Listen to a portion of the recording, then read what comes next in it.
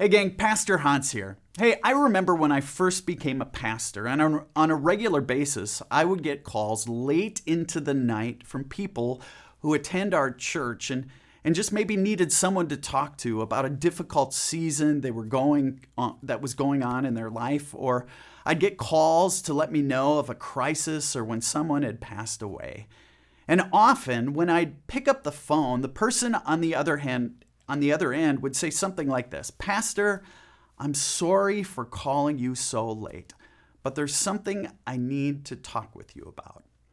And whenever I'd get those calls, my knee-jerk, maybe dysfunctional response was something like, oh, that's okay, I'm all yours.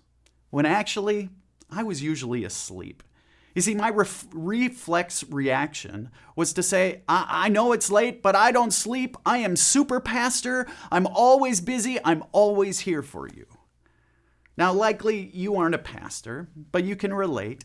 You're always going the extra mile at work. I'm the super employee. You're up late helping your son or daughter with that English project or coaching their hockey team, and then up early getting breakfast on the table and getting them to school early for that music lesson or more practice. I'm super mom or I'm super dad. You go out of your way to make sure the house is picked up and that special anniversary trip is beyond fantastic. I'm that super spouse.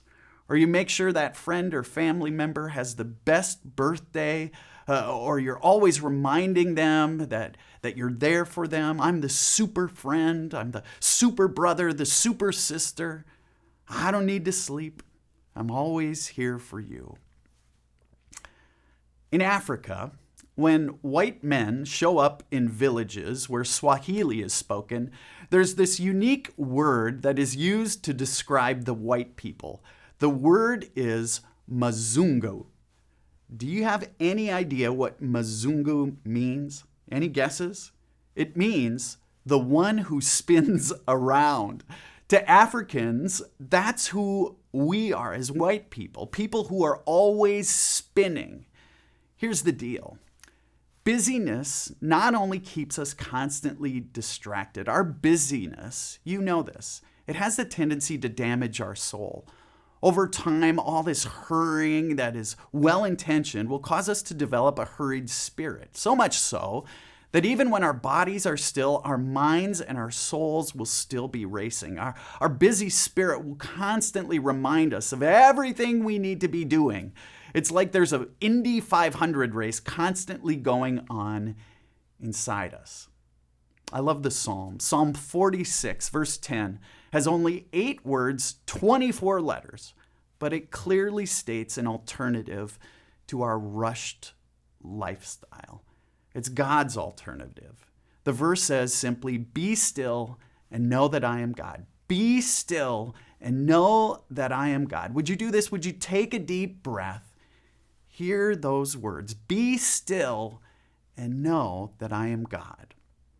Now notice, it didn't say be busy and know that you are productive or work hard and know that you are successful.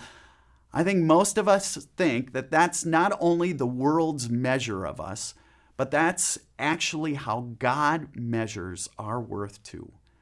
Friends, nothing could be further from the truth.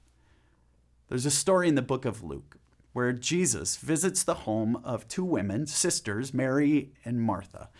One is sitting and one is serving. One is up close, the other is uptight. Martha is hurrying. Mary is just hanging out. Martha is busy whipping up a meal. Mary isn't helping at all. Finally, Martha is so ticked at Mary that she lets Jesus know it. And how does Jesus respond? He says, Martha, Martha, you are worried and upset about many things, but only one thing is needed. Mary has chosen what is better. Folks, could it be that in our driven, overachieving busyness, we too have missed what's most important? There's a great line in the movie Jurassic Park. Jeff Goldblum is talking about the creation of all the dinosaurs in that park. And he says, Your scientists were so preoccupied with whether or not they could, they didn't stop to think if they should. You see, just because you can doesn't mean you should. It's a mistake to think that we need to do it all. Friends, hear the words of the psalmist. Be still and know that I am God. There is a simpler, less frantic way to do life that God so desperately wants for people like you and for people like me.